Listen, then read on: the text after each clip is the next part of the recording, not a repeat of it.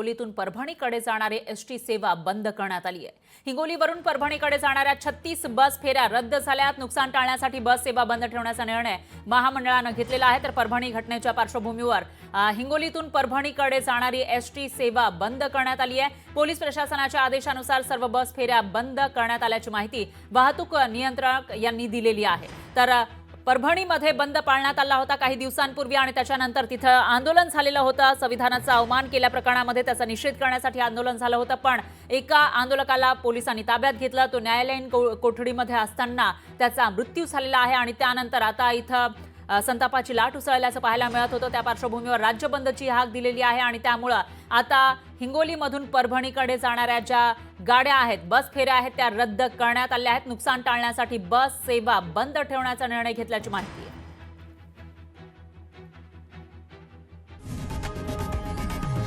लोकशाही मराठी ऐका, पहा, जागरूक रहा।